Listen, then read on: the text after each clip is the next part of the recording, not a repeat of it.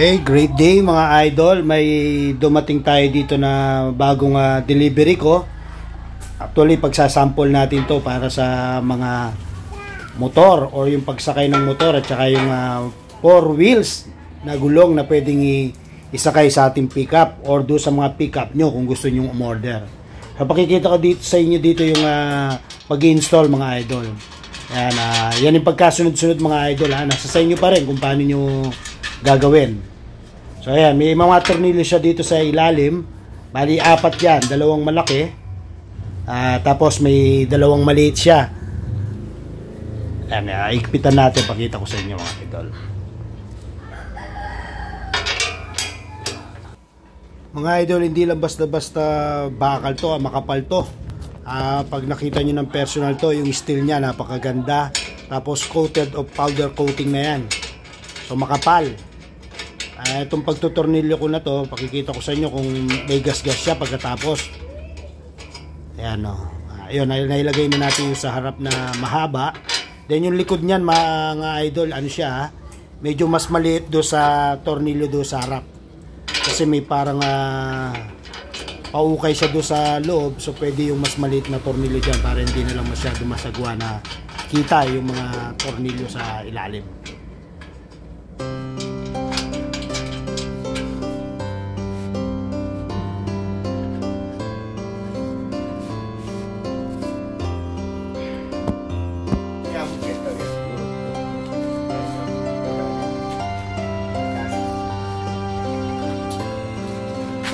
Sampulan ko muna yung isa na naayos natin mga idol. Single lang yung pinakita ko sa inyo.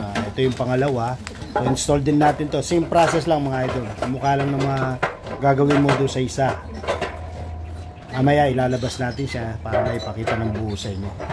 Pero yan. Ito yung proseso din ng isa na paglalagay.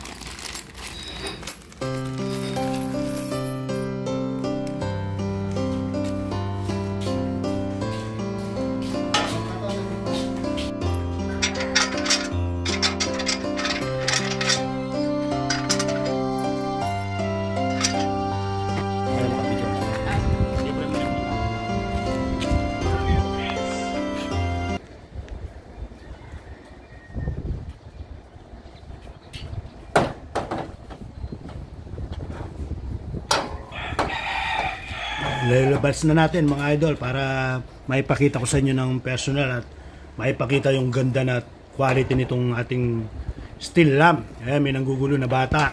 Ayan o. Gugulo, pamangkin natin yan mga idol. Gusto kong makiat na yan. Gagawin siso yung ating steel lamp.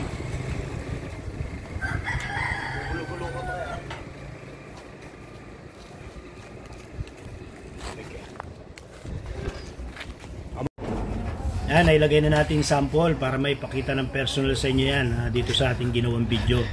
Nakalagay na yan mga idol. So kayang-kaya na yung mga motor, saka yung mga 4 na gulong nyo na motor. Kasyang-kasya na dyan. Napakatibay niya mga idol. Pag nakita nyo ng personal pa yan, mamamanga kayo doon sa kapal ng kanyang bakal. Powder coated na rin siya. Ayan. So, may mga yan. Mamaya pakikita ko sa inyo kung paano ilalagay yan. May gamit yan mga idol, hindi lang siya basta kasama. May papakita ko sa inyo kung paano gamitin yun at bakit nakalagay dyan sa package na yan.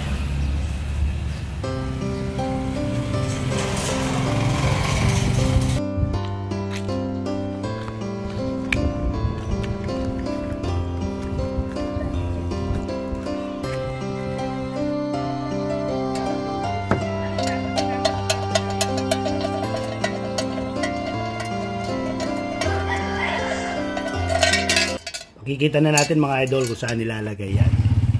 So yan, napakadali. May mga kasama na rin tornilyo yan. Ididikit mo lang doon sa mismong steel lamp. Tapos tornilyo, medyo lalay lang muna isa-isa para medyo makita nyo ng proseso. So yan, tapos siyempre, higpitan lang. Pakikita ko na sa inyo mga idol kung paano ang isa pang gamit nung ating nilalagay na bakal na kulay black kanina. Yan. So pwede rin to mga idol kung may ginagawa kayo sa inyong sasakyan pwede siyang itaas para makita nyo yung pinakailalim niya. So ayun. Yan, makikita nyo dyan yung stopper kung ano yung process niya. Yun. So yun yung black. Yun ang pinaka-stopper niya para hindi magdire-diretso yung inyong gulong or sasakyan. Ini-stop niya yon. So parang yun ang preno niya sa ilalim.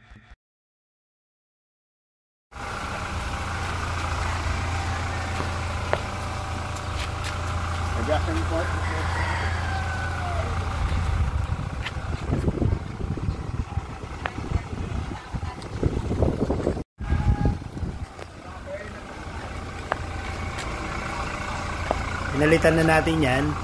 So mas makapal. So ibig sabihin mga idol, paano pa yung mga idol makapal yung gulong ko at saka malaki.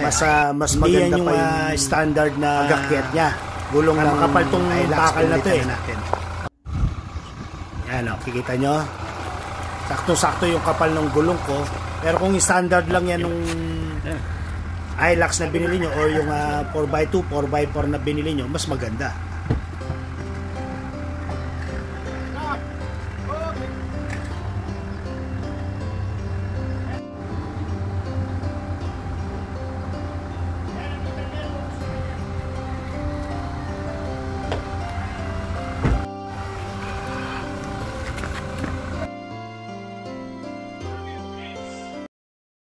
Tulad nating mahirap pero may mataas na pangarap. Siya ay nagsisikap araw man o gabi. Siya yung taong sa buhay ay madiskarte. Pagod ay hindi nararamdaman. Mas lalo pang sinisipagan, inalis katamaran. Dahil meron siyang kasabihan, mangarap ng mangarap.